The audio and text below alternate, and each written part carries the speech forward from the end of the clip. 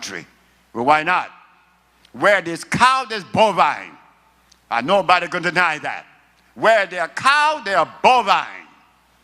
And you were telling me that the people that took those cows to Africa is being kind to us when they know that these animals are poisonous? Are they being kind to us? No, they're not.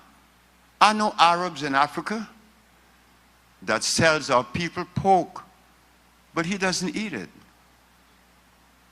Why would he do that? Is that being kind? That is where Urwa comes in. I am a member of Urwa.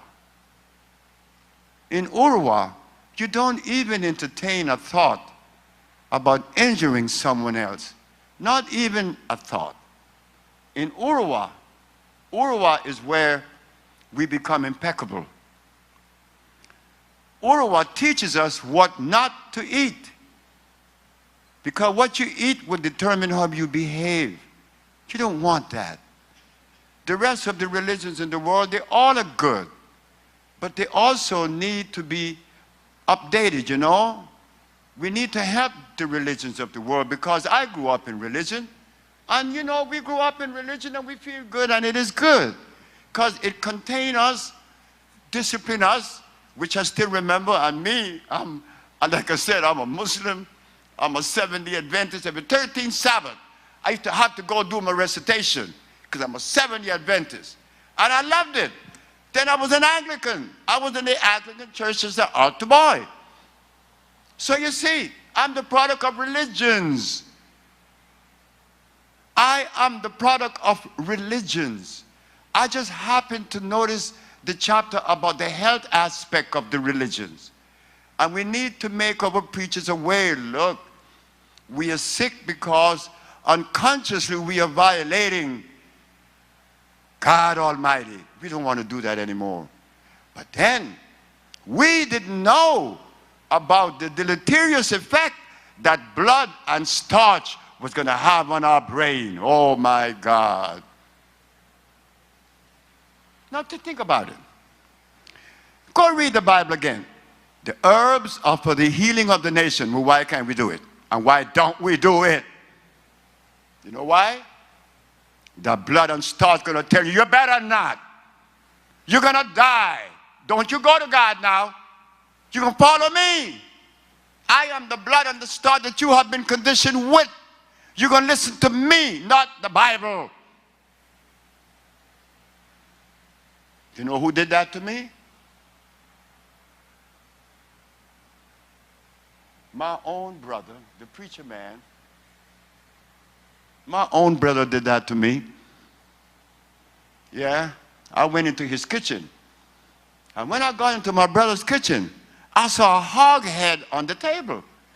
I said, no, this boy is out of his mind. So I passed by the hog head and went straight to my mom. My mama lived in the back house. I said, hey, Mom, your son have on his table a hog head that's bleeding. They must have just cut it off the hog. I said, I want you to go in and ask my brother to explain to us scientifically why is he going to eat the head of this dead animal.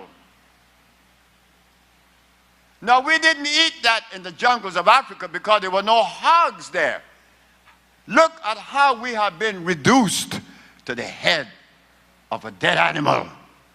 We're going to eat the head of a bleeding dead animal. Oh, I forgot. I forgot that part of the conditioning goes like this. I'm going to eat this dead animal because where else am I going to get my protein? Protein. But the animal is dead and your body is alive. How is this dead animal going to help to nourish this live body? That doesn't make sense. And now we go to the second part, protein. What is protein? Well, I could give you guys the scientific answer. It is one of the 19 amino acids, the building blocks of life. And that's that. Hey, Dr. Steinberg and Dr. Gluck from the pediatric hospital in Washington, D.C. The little girl had sickle cell anemia. She no longer has it, but she's looking at my diet. Said I didn't give her killer stroud protein. Protein? Dr. Steinberg, what is protein? This 19 amino acids. I said, is it electrical? She said, I don't know. But the human body is electrical. Is protein electrical? She said, I don't know. I said, well, you should know, because you're using it as your premise. This is your foundation of your argument, protein. How many electrons per atom does protein contain? Why do you ask the question? Because if it doesn't have any electrons, it is non-electrical. My body is electrical. So how is this animal going to help me? You see, she couldn't answer that question. But those of us who have accepted the word protein, we're satisfied because it sounds scientific. Not with me. You better make sense. Remember what Mama used to say? Make sense, boy. Common sense. Protein. That's a big word. Nothing behind it. So yes, God herbs work. They work all the time. Because it's God. It's for us. God wants us to be loving and sweet. Of course. When I meet Chinese, I'm happy. I've been to China. I've been to many places in China and Arabia. Those folks don't look like me. I met a woman just recently in Los Angeles, one of the sweetest lady that you ever want to meet. This lady, look, I could describe her as being the mother of Jesus. That's how she moved. This lady was so, symmetry. All the way. What race, what tribe? She was a Laplander. She followed the reindeer around Europe, Finland, Norway, Russia, come back around. These people followed the reindeer. I said, tell me about your life. And this lady started telling me about her life. Boy, you know, it's so different from ours. African people who live in the jungle, walking around naked, and we live among these great big animals they call elephants and rhinoceros, and some of the most poisonous snakes. How did we survive? Isn't that something? How did we survive?